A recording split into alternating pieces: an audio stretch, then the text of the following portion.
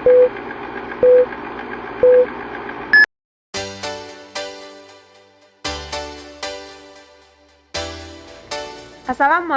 warahmatullahi wabarakatuh. Sebelumnya perkenalkan, nama saya Novia Adila, NIM 2631057. Pada kesempatan yang berbahagia ini, saya akan mempresentasikan kesimpulan makalah kelompok 2, yaitu manajemen kepatuhan hukum.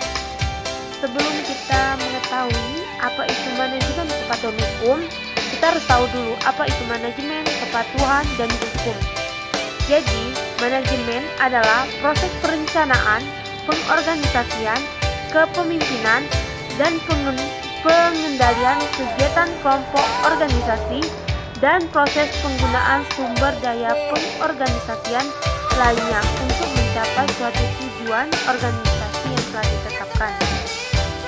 Kepatuhan berasal dari kata patuh yang memiliki arti sebagai suatu tindakan yang dilakukan atas dasar perintah mengerjakan sesuatu. Kepatuhan hukum erat hubungannya dengan aturan, karena kepatuhan akan muncul apabila seseorang mengetahui aturan-aturan yang bersifat wajib untuk dikerjakan.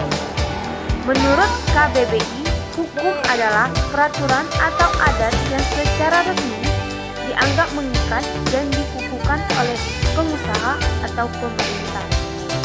Jadi, dapat disimpulkan bahwa manajemen kepatuhan hukum merupakan proses yang memastikan keadaan masyarakat yang patuh dan tunduk kepada aturan hukum dalam menunjukkan perilaku yang sesuai dengan hukum dalam kehidupan bermasyarakat.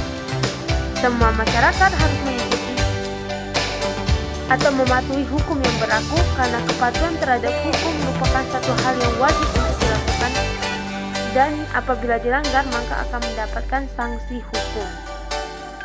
Menurut pandangan Islam, kepatuhan pada hakikatnya adalah kesadaran dan kesetiaan masyarakat terhadap hukum yang berlaku sebagai aturan, sebagai konsekuensi hidup bersama, di mana kesetiaan diwujudkan dalam bentuk perilaku yang senjatanya patuh pada hukum. Di antara amal soleh yang dimaksud sebagai wujud ketaatan kepada Allah Subhanahu wa Ta'ala adalah amal sedekah jariyah berupa wakaf. Islam sebagai solusi bagi setiap permasalahan umat manusia, bahkan sebagai petunjuk dan rahmat bagi orang-orang yang beriman.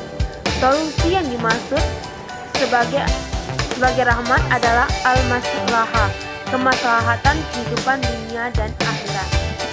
Menurut H.C. Kelman, Uji Rahayu 2020, indikator kepatuhan hukum dapat dibedakan menjadi 3. Pertama, compliancy merupakan suatu kepatuhan yang didasarkan pada harapan atau suatu imbalan atau menghindari diri dari sebuah hukuman.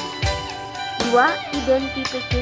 Identification merupakan kepatuhan terjadi bukan karena nilai intrinsiknya, akan tetapi agar keanggotaan kelompok tetap terjaga serta ada hubungan baik dengan mereka yang diberi wewenang untuk menetapkan hukum tersebut.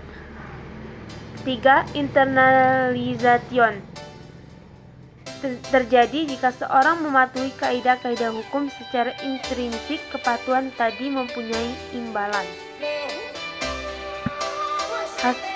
Hasil dari wawancara kami pertama mengenai landasan hukum BMT Yayan Curug adalah Undang-Undang Nomor 17 Tahun 2021 tentang Perkoperasian dan perubahan Undang-Undang Nomor 25 Tahun 1992 tentang Perkoperasian dan PP Nomor 9 Tahun 1995 tentang pelaksanaan usaha simpan pinjam oleh koperasi. BMT 4 sepakat telah berdiri sejak 2014 dan kelegalitasan usahanya baru ada sejak tahun 2021, tepatnya tanggal 2 Februari 2021. BMT 4 sepakat tidak terikat oleh kampus. Selain berpedoman pada prinsip syariah, BMT juga mengikuti peraturan pemerintah, tepatnya peraturan dinas koperasi. Walaupun ada beberapa peraturan yang tidak sesuai dengan pedoman syariah, tapi BMT 4 sepakat tetap mengikuti.